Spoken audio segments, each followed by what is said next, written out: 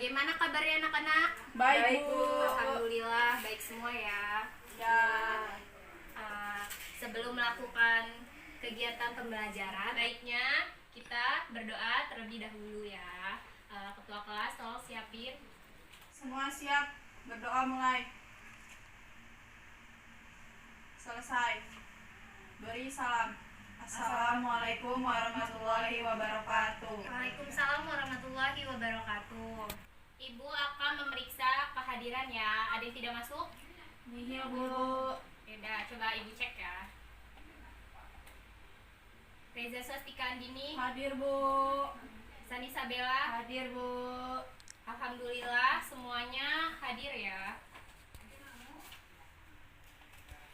Kalian masih ingat nggak materi minggu lalu? Masih, Bu. Tentang apa? Tentang energi.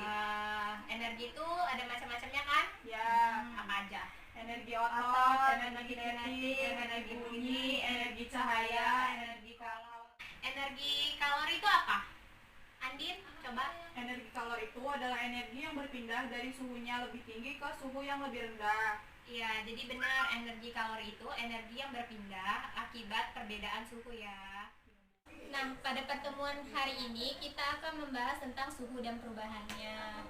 Ibu memiliki motivasi sedikit, yaitu di dalam Quran Surat An-Nahl ayat 13, yang artinya, dan dia menundukkan pula apa yang dia ciptakan untuk kamu di bumi ini, dengan berlain-lain macamnya. Sesungguhnya pada yang demikian itulah benar-benar terdapat tanda-tanda kekuasaannya. Nah, di ayat ini Allah mengingatkan kita atas ayat-ayat yang agung dan pemberiannya yang besar, tentang pengendaliannya atas malam dan siang yang saling berganti. Nah, ketika Allah Ta'ala ini telah mengingatkan atas tanda-tanda yang ada di langit, dia mengingatkan atas apa yang dia ciptakan di bumi, berupa benda-benda yang menakjubkan dan berbagai macam sesuatu. Ibu memiliki tujuan pembelajaran dari materi suhu dan perubahannya. Nah, tujuan pembelajarannya ini ada menjelaskan definisi suhu, kemudian menjelaskan termometer sebagai fungsinya, terus juga menjelaskan macam-macam skala suhu termometer, kemudian menjelaskan perubahan benda akibat perubahan suhu. Ibu akan membaca kompetensi dasarnya ya. Nah, yang pertama itu memahami konsep suhu, pemuaian kalor, perpindahan kalor, dan penerapannya, serta mekanisme menjaga kestabilan suhu tubuh pada manusia dan hewan dalam kehidupan sehari-hari. Nah, di KD 4 ini melakukan percobaan untuk menyelidiki suhu dan perubahannya serta pengaruh kalor terhadap perubahan suhu dan perubahan wujud benda. Jadi, di KD 4 ini kita akan melakukan percobaan penyelidikan, di mana minggu depan kalian akan melakukan percobaan untuk menyelidiki suhu dan perubahannya. Hari ini, Ibu hanya menjelaskan sedikit tentang materi suhu dan perubahannya. Ibu memiliki video di mana nanti kalian harus menyimak videonya ya. Kemudian nanti akan Ibu tunjuk salah satu dari kalian untuk menyimpulkan video tersebut. Bisa disimak. Waktu musim hujan menjelang, sakit pun sering datang. Dan tiap mau sakit, seringkali tubuh kita jadi demam dan panas. Itu bikin kita jadi malas gerak, malas makan, dan 1000 malas-malas yang lainnya. Tapi pertanyaannya, kenapa tubuh kita panas kalau mau sakit? Pendeknya, panas atau demam itu tanda kalau tubuh kita lagi sibuk perang melawan virus dan bakteri yang diam-diam menyelinap. Untungnya tubuh kita bisa ngenalin kalau ada benda asing masuk dan mau bikin onar. Dan karena virus dan bakteri paling gak tahan sama tempat yang panas, tubuh kita pun naikin suhunya biar cepat mengusir mereka. Tapi gimana ceritanya? Ternyata di dalam tubuh kita ini punya sepasukan penjaga yang selalu patroli, ngecekin kalau ada penyusup di dalam tubuh. Dan ketika mereka menemukan benda yang tak dikenal, mereka langsung ngasih sinyal ke otak yang kemudian menaikkan suhu tubuh kita untuk mengusir virus dan bakteri yang menyerang. Tapi, kenapa nafsu makan jadi juga menurun kalau lagi gak enak badan? Kalau kita jadi terus-terusan ngantuk dan gak nafsu makan pas demam, jangan panik. Ternyata, itu yang justru bikin virus dan bakteri ogah tinggal lama-lama. Tidur dan gak banyak makan bikin badan kita jadi hemat energi, yang akhirnya bikin virus dan bakteri kelaparan, karena mereka jadi gak dapet asupan makanan. Tapi jangan salah, demam yang terlalu tinggi malah justru bisa jadi bahaya. Kalau suhu tubuh kita naik terlalu cepat dan terlalu tinggi, fungsi protein dalam tubuh kita bisa terganggu, dan itu bisa bikin tubuh kita jadi kejang-kejang sampai berakibat fatal. Sungguh menakutkan. Jadi sekarang kita tahu kalau ternyata demam itu ngebantu ngusir bakteri dan virus jahat, tapi juga bisa berbahaya kalau kelewatan dan dibiarkan begitu aja. Makanya lebih baik kita jaga kesehatan, jangan kecapean, apalagi sampai sengaja hujan-hujanan. Dan seperti biasa, Tayangan tadi, siapa yang dapat menyimpulkan video tersebut? Saya, Bu. Sani, simpulkan. Dari video itu saya menyimpulkan ada pengertian demam, Bu. Ya, Demam adalah tinggi atau rendahnya suhu badan karena tidak stabil adanya virus dan bakteri. Virus dan bakteri tidak tahan dengan tempat yang panas, maka tubuh menaikkan suhunya. Nah, oke. Sekarang coba Andin, ketika demam, apa yang Andin lakukan? Yang dilakukan ketika demam itu yang pertama tidur yang cukup untuk menghemat energi. Yang kedua, demam yang tinggi mengakibatkan kejang-kejang.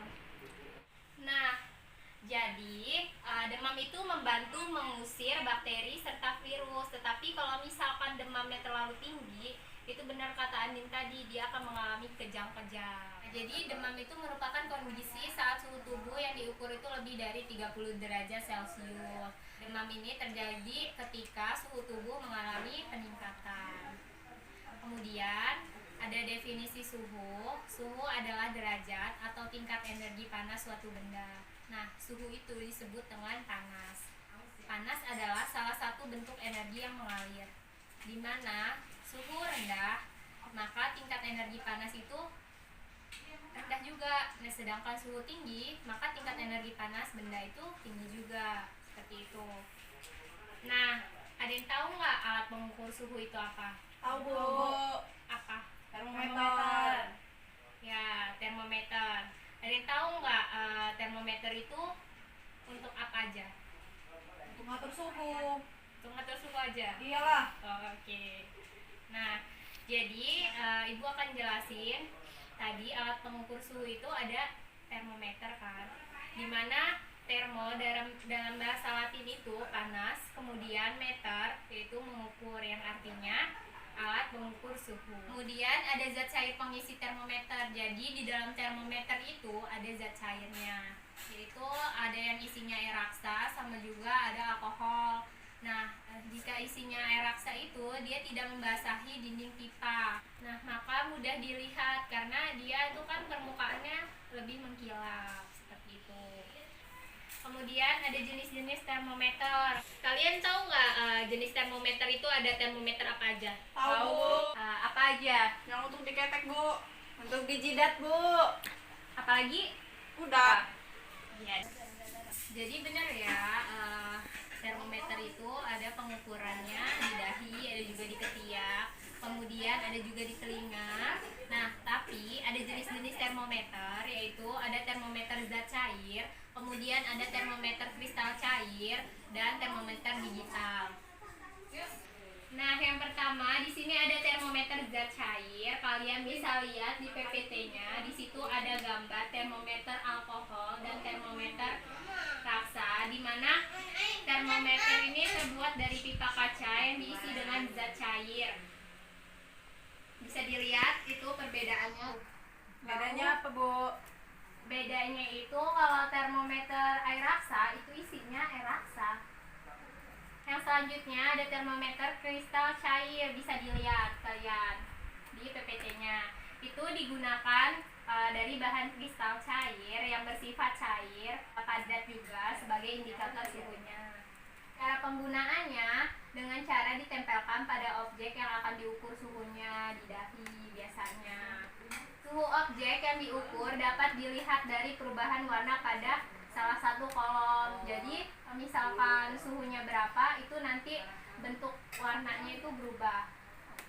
Nah, selanjutnya ada termometer digital, di mana termometer ini menampilkan tingkat suhu yang cepat dan pasti, yang biasanya diukur di dahi, yang seperti Sani bilang tadi. Bisa dilihat itu seperti itu gambarnya. Ada juga yang di ketiak biasanya. Nah, termometer digital ini kepastian tingkat suhunya yang disajikan dalam bentuk angka yang muncul secara pasti. Selanjutnya ada macam-macam skala termometer. Kalian tahu nggak derajat suhu itu ada apa aja? Ada Celcius, Fahrenheit, terus apa lagi? Kelvin, terus ada Kelvin.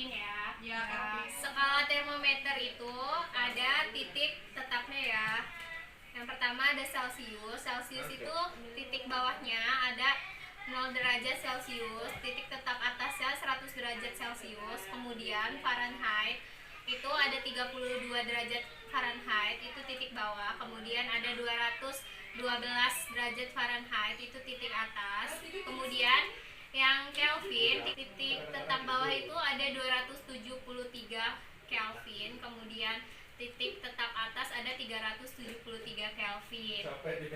Kemudian ada reamur. Reamur ini titik bawahnya yang tetap 0 derajat reamur, kemudian ada atasnya 80 derajat reamur. Jadi titik tetap atas itu disebut dengan titik didih air. Kemudian kalau titik tetap bawah itu disebut dengan titik beku air. Selanjutnya menghitung perbandingan skala suhu ya. Bisa dilihat di PPT-nya, itu dilihat. Ada perbandingan antara skala suhu Celcius dan reamur. Celciusnya itu ada 100 derajat Celcius sama dengan 80 derajat reamur. Nah, kemudian disederhanain menjadi 5 derajat Celcius dan 4 derajat reamur. Kemudian jika mencari reamur, rumusnya itu 4/5 dikali derajat Celcius. Kenapa 4-nya di atas? Karena reamur kan titik tetap atasnya 80 derajat, disederhanakan menjadi 4/5 kali derajat Celcius. Nah, kemudian jika mencari Celcius itu rumusnya bisa dibalik ya, Celcius ke reamur, yaitu 5/4 dikali derajat reamur. Ibu memiliki contoh soal, bisa dilihat atau ibu tulisin di papan? Tulisin Bu. Oke.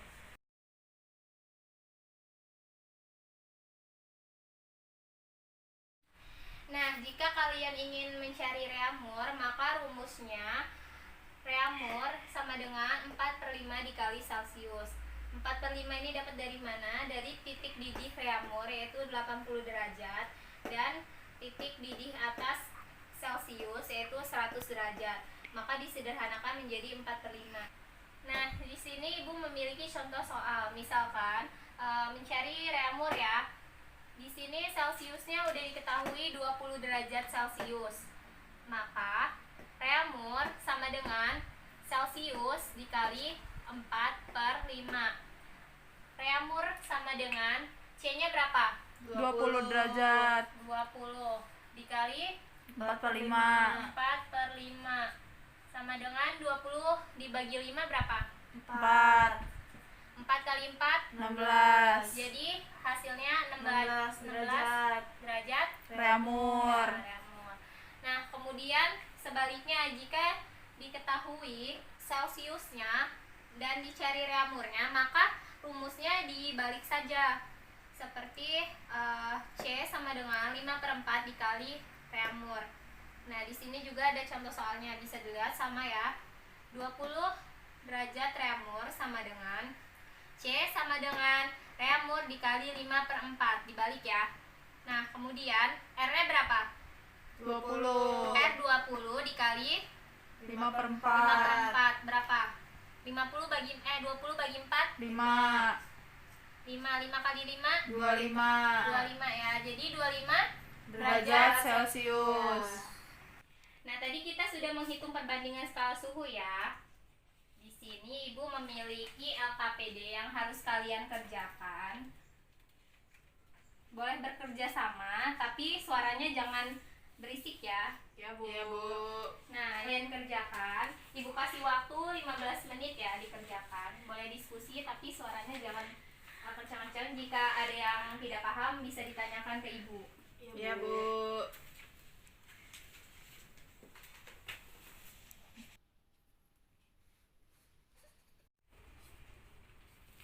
Untuk mendapat panas. Suaranya ya. Maaf ya Bu. San, ini kayak mana ya? Saya udah jelasin. Di depan. Gimana? Di depan. Ada apa, Andin? Yang nomor 5 Bu, dari Celcius ke reamur. Mana coba? Rumus dari Yang ini loh Bu, Celcius ke reamur. Titik didih Celcius berapa? 100. Nah, disederhanakan Jadi 5. ya, jadi 5/4. 5/4 Ya, 2 dikali dikali 25. berapa? Jadi yang mana yang nggak ngerti tadi? Yang ini Bu, Kalau titik didi Reaumur berapa? 80 Disederhanain jadi 4. 4 4 Per titik didi Celcius 100 disederhanain 5 5 dikali dikali 25 25 sama dengan dengan 5 bagi 5 5 kali 4 20 20 derajat Celcius. Iya. Kasih Bu. Iya. Bagaimana, udah pada selesai mengerjakan LKPD? Udah Bu. Ya udah, Ibu minta satu siswa untuk maju ke depan. Sani Sabella aja deh untuk menjelaskan hasil pengerjaan LKPD-nya. Ya Bu. Saya Sadi Sabella akan menjelaskan hasil LKPD saya. Yang pertama, suhu merupakan ukuran panas dinginnya benda. Benda panas berarti suhunya tinggi. Sebaliknya, benda yang dingin berarti suhunya rendah. Yang kedua, termometer tersebut memanfaatkan adanya perubahan sifat fisika benda, volume, panjang benda, dan warna benda yang berubah karena kenaikan suhu. Yang ketiga, buaya sering mengangakkan mulutnya dalam waktu yang lama. Mengapa hal itu dilakukan? Untuk mendapatkan panas matahari, suhu tubuhnya naik sehingga bisa beraktivitas. Buaya berdarah dingin. Ya, Udah, karena Bu. buaya berdarah dingin ya. Ya. Silakan duduk. Selanjutnya, Ibu memiliki video tentang suhu. Kalian simak baik-baik, ini untuk materi minggu selanjutnya ya. Ya Bu. Apakah tangan kita dapat mengukur suhu suatu benda dengan baik? 3 bejana diisi dengan air panas, air keran, dan air es. Lalu, tangan kanan dicelupkan ke dalam air panas dan tangan kiri dicelupkan ke dalam air es. Diamkan beberapa saat. Kemudian, kedua tangan segera dimasukkan secara bersamaan ke dalam bejana berisi air keran. Tangan kanan terasa dingin, sedangkan tangan kiri terasa hangat. Padahal, kedua tangan diletakkan pada air yang sama. Percobaan ini menunjukkan bahwa bukanlah pengukur suhu yang baik. Sampai jumpa. Video tadi itu untuk pengantar materi minggu depan ya. Jadi nanti sesuai dengan LKPD, kalian diminta untuk penyelidikan, melakukan percobaan suhu dan perubahannya. Ibu kasih tugas ya. Buka buku cetaknya halaman 152. Baik Bu. Di situ ada materi tentang pemuaian. Itu juga buat pengantar materi minggu depan. Apakah ada yang ingin ditanyakan tentang materi suhu dan perubahannya? Enggak, Tidak, Bu. Tidak ya. Ya. Jadi pembelajaran hari ini telah usai. Tadi kita sudah mempelajari tentang suhu, terus kemudian ada jenis-jenis termometer, di mana jenis termometer itu ada termometer apa aja? Zat cair, kemudian kristal cair, dan termometer apa yang di dahi? Digital. Ya. Nah, kemudian ada skala termometer itu ada 4 macam. Apa aja tadi? Celcius, kemudian Reaumur. terus Fahrenheit. dan Kelvin ya. Ya, itu saja yang dapat Ibu sampaikan pada hari ini. Lebih kurangnya Ibu mohon maaf dan kepada Allah Ibu mohon ampun. Ibu akhiri, wassalamualaikum warahmatullahi wabarakatuh. Waalaikumsalam warahmatullahi wabarakatuh.